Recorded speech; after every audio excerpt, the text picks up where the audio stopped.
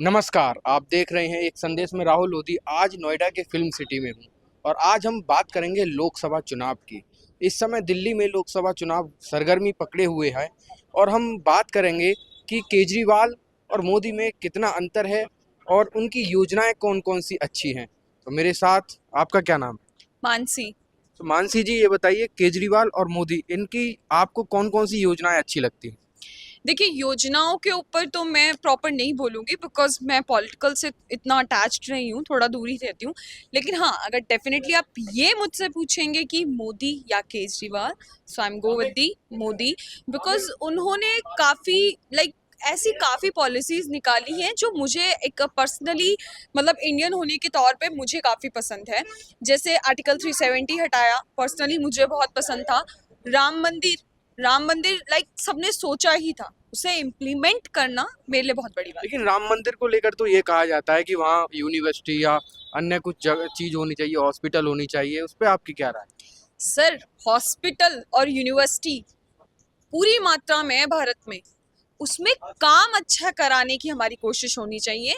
और रही बात मंदिर की, तो देखिए मंदिर से कई लोगों की भावनाएं जुड़ी हुई हैं, तो मेरे हिसाब से राम मंदिर होना बहुत जरूरी है। अच्छा, मेडिकल कॉलेज की बात करते हैं तो लगता है आपको कि पहले से जो स्वास्थ्य व्यवस्था है और शिक्षा व्यवस्था है, इस शिक्षा व्यवस्था पर काम हुआ है? जी देखिए, स्वास्थ्य व्यवस्था पे अगर मैं बात करूं तो डेफिनेटली पहले से ज़्यादा काम हुआ है, इन्वायरमेंट्स अच्छे हुए हैं। पहले मैं ही गवर्नमेंट हॉस्पिटल में जाती थी, बहुत देर तक लाइनों में लग इजीली हो जाएगा, मिल जाएगा, यानी फैसिलिटीज़ मिल जाती हैं।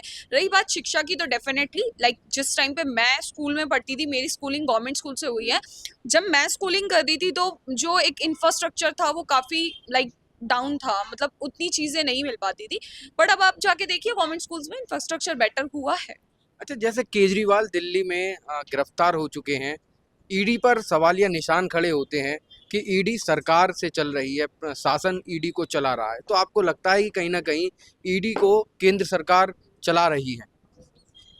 शायद हाँ, इस पे मैं ज़्यादा कुछ कहना नहीं चाहूँगी, बट मेरा पर्सनल पॉइंट ऑफ व्यू है कि हाँ, शायद ईडी चला रही है। सरकार ईडी को चला रही है? सरकार ईडी को चला रही है? नहीं, सरकार ईडी को नहीं चला रही है। अच्छा। सरकार में जो खाम सेंट्रल में बीजेपी का मुद्दा है, बीजेपी की गवर्नमेंट है, तो बीजेपी ईडी को चला रही है, ये बात गलत है। अच्छा। क्योंकि प्रूफ्स भी सामने आए हैं कि हाँ, केजरीवाल गलत था।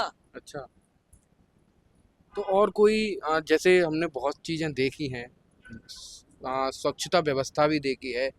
स्वच्छता को लेकर आप अपनी क्या राय रखते हैं? जैसे मोदी जी जब प्रधानमंत्री बने थे, उस समय उन्होंने एक अभियान चलाया था, स्वच्छ भारत अभियान। तो क्या अब तक वो ज़मीनी स्तर पर आ पाया है? आप गई होंगी, घूमने गई होंगी, बहुत सारी जगह गई होंगी, तो आपको लगा है कि कहीं न कहीं स्वच्छता अभियान ने वो पकड़ बनाई है जो आम जनता तक पहुँची हो? जी हाँ, बिल्कुल पहुंची है। इवन जो गांव है, जो विलेज एरिया है, वहाँ पे भी पहुंची है। लोग पहले से ज़्यादा हाइजीनिक हो गए हैं, लोग चीज़ों को साफ रखने लगे हैं। और देखिए सर, मेरा एक छोटा सा पॉइंट ऑफ व्यू है। हमें कोई चीज़ सिखाई जाएगी, अब उसे आगे बढ़ाना हमारा काम है। हमें मोदी जी ने सफाई सिखा दी कि हमें साफ सफाई में रहना है, अब उसे करते रहना हमारा काम है, ना कि मोदी जी का।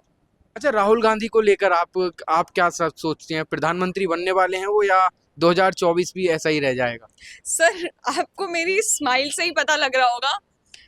देखिए, मतलब एक मानव होने के कारण किसी पर्सन को हेट नहीं कर रही हूँ, बट अगर राहुल गांधी का मुद्दा मेरे सामने उठाया जाएगा तो मेरे दोनों हाथ जुड़े हुए हैं। मैं भगवान से यही प्रे करूंगी कि वो ना अब प्रधानमंत्री बने और ना आने वाले समय में कभी प्रधानमंत्री बने। लेकिन ऐसा क्यों? ऐसा क्यों? क्योंकि वो तो कहा जाता है कि वो तो वेल एजुकेटेड पर्सन है, विदेशों से पढ़ के आए हैं। तो क्या भारत एक पढ़ा लिखा व्यक्ति नहीं चला सकता भारत को? सर, बिल्कुल चला सकता है, बट ना सो कॉल्ड एजुकेशन के साथ साथ ना एक्सपीरियंस और तजुर्बा, जो कहते हैं ना, तजुर्बा होना बहुत जरूरी है। और आपकी पर्सनालिटी बोलनी चाहिए कि आप प्रधानमंत्री हो या टीचर हो या डॉक्टर हो।